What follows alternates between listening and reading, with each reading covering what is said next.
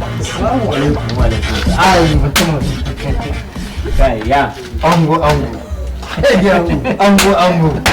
na ji daɗi. Amaryan nan tana lura da wannan abu. Jin daɗi mai da kai baka ge min nan ba ta tsefe min shi sam. Kai. Na gode ma ya. Kai. A ranar na ji daɗi. Kai tun da kai ka har fitowar masu a hankali ya labari. Alƙur'an aure akwai daɗi. Akwai daɗi. Allah. Kai dai nawa. Alhaji mutumin zai kawo wani labari daban. Inda ya shige sai ya zauna da amaryan shi. Dan aikin ma ya ban mu da wahala. Kai ka cika hanzari ka bari ya bamu labari. To. Ai matana tana ji da ni. Hawa Allah. Wallahi tallahi an gyara min gemu take a radio. A lalle na ga alama. Amma sai dai abubuwan al'amura matan a dinga yi a hankali. Kai ina. What? Kai? To. Abokina shawara zan baka. To wallahi in gaya maka wallahi matata mutuniyar kirki ce. Kaga na farko matata musulmatin, muminatin, qanitatin, gaba ɗaya ranka ta kaf in ce maka sai ya dace. Sai da Aradu.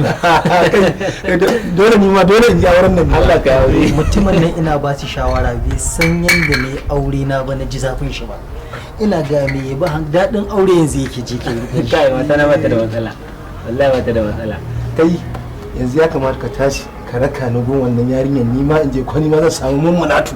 Allah kuwa Allah ba da sai.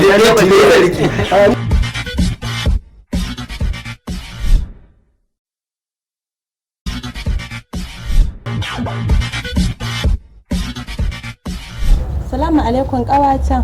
Wa alaikum salam, ya kike? Lafiya kalau ya gari ya aiki. Wallahi lafiya lau. Amma dai mijinki baya nan dai ko? Wallahi ya fita. Dan na zo ne na baki wani labari yanzu. Kuma mijinki fa? Ta fita. Okay to shi kina da kin san babu yanda za a yi magana da uwar shi ta nana. Sosai haka ne. Kawata shawara ne fa na zo kana baki. To. Dan naga kaman gaba ɗayan kin zauna ne sai a hankali.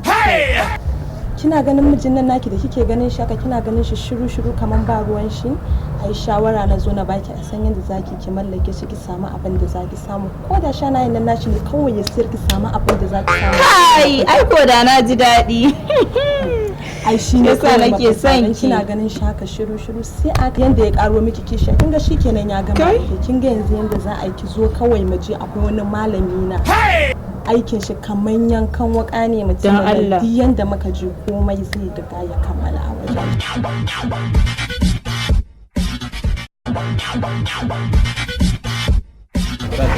Kin gani kawata bari ki ga in tashi in je nima kan mijina ya dawo da bai komai ba. Na ji daɗin magana da kika Sai ga. an jima. To sai an jima, na gode.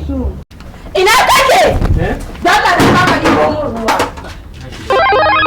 Wai ka dauko abin da yake karfin ka na shiga. Da Allah kai sauri ina so in yi amfani da ruwa. Wallahi irin wannan auren ma wallahi kwara mata ta tafi gida. Za ta wani same ka a gurin. Wannan ne Allah ya mata ni da ya kamata a dibo mun ruwa yanzu ne ba shi nake da ruwa gashi yanzu ba jimin ma da yake da shi ta kasara ta sa shi ya tafi. Allah ya isa. Wallahi kwara ta tafi gidansu. Sai ta ce na cika wannan babban drum. Kai ba kuwa? Na dibo yanzu nan zan kawo yanzu nan. Ya ga ruwan na kawo. Ga kaya na wanke musu kuma ina so su fita sosai saboda ni bacci zan yi.